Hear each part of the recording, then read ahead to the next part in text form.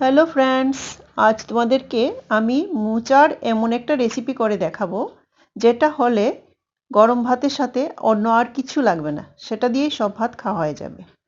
তার জন্য আমার মোচাটা তো লাগবেই।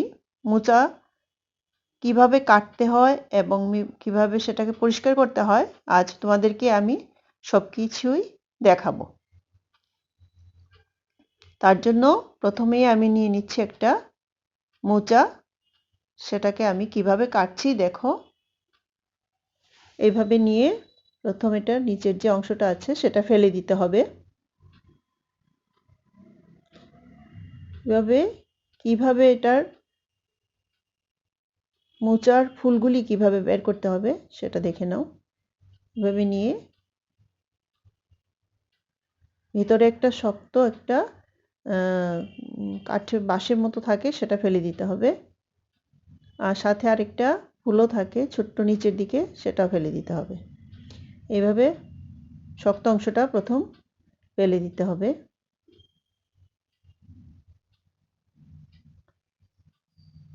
এই যে আমার সবগুলি ফেলা হয়ে গেছে। এবার এটার যে নিচের অংশটা এটাও ফেলে দিতে হবে। সাদা মতো একটা অংশ থাকে, সেটা ফেলে দিতে হবে।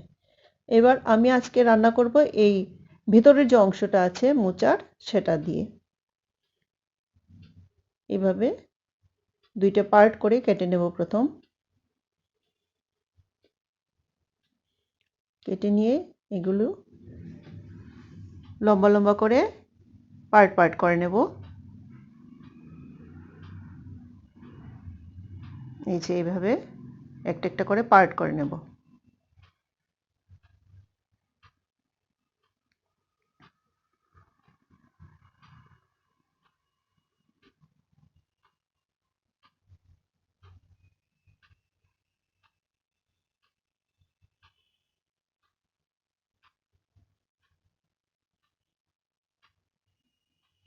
বাস হয়ে গেছে একটা সাইড, অন্য সাইডটাও ঠিক এইভাবেই কেটে নেব।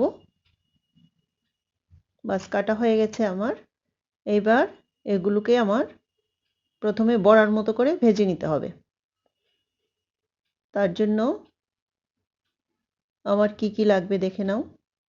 এই যে আমি প্রথম ময়দা নিয়েছি, এখানে প্রায় 1 কাপ ময়দা নিয়েছি। তারপর আমি একটু সুজি নিয়ে নিলাম, সমপরিমাণ সুজি নিয়ে নিলাম। এবার কর্নফ্লাওয়ার নিয়ে নিচ্ছি 3 চামচ। নিয়ে তাতে আমি হলুদ দেব হাফ চামচ, নুন দেব হাফ চামচ, আবার একটু লাল লঙ্কা গুঁড়োও দিয়ে দেব। এগুলি শুকনো আগে মিশিয়ে নেব ভালোভাবে। তারপর জল দিয়ে একটা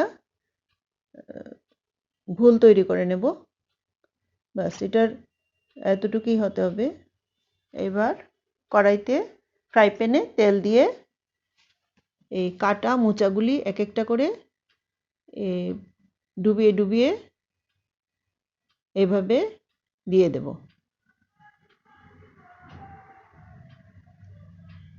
ব্যাটারটা যে বানিয়েছি সেটার মধ্যে ডুবিয়ে ডুবিয়ে দিয়ে দেব। দিয়ে ঢেকে দিতে হবে সিদ্ধ করার জন্য। সিদ্ধ হয়ে গেছে, মোটামুটি সিদ্ধ হয়ে গেছে। এবার উলট পালট করে এগুলি ভালো করে ভেজে নিতে হবে।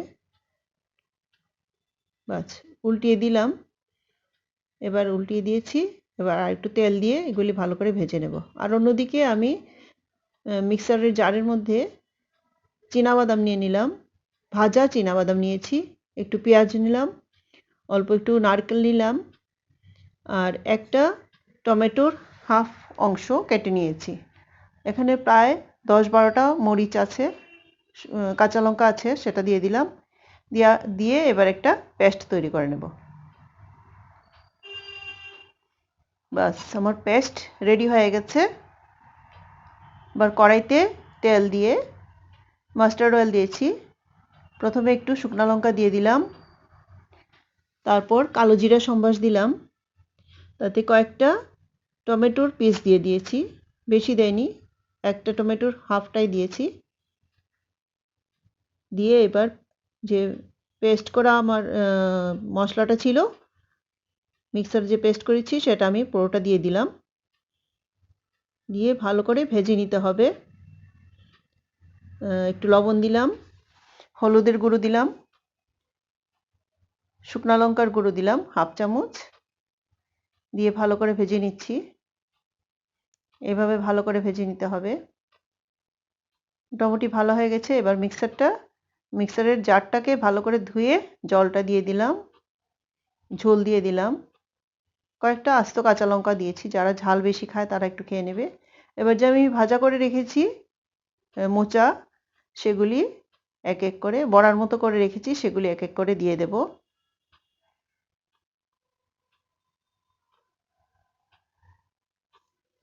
আমার রান্নাগুলি যদি দেখে তোমাদের ভাল লাগে তাহলে প্লিজ আমার চ্যানেলটাকে সাবস্ক্রাইব করে দেবে আর কমেন্টস করবে, তাহলে বুঝবো আমি আমার রান্নাটা কেমন হয়েছে। বাস মোটামুটি হয়ে যাচ্ছে। এবার একটু সুগার ফ্রি দেব আর একটু ঘি দিয়ে দেব। 1 চামচ পরিমাণ ঘি দিয়ে দিলাম আর সুগার ফ্রি দিয়ে দিলাম ছোট চামচে 1 চামচ। বাস তৈরি হয়ে গেছে আমার মোচার তরকারি, মোচার ডালনাও বলা যায় এটাকে। Thank you for watching. Thank you so much for watching my video. এবার সার্ভ করে দেব। আমি ফ্রাইড রাইস বানিয়েছি আর এই মোচার ঘন্ট হলে আর কিছু লাগবে না। Thank you.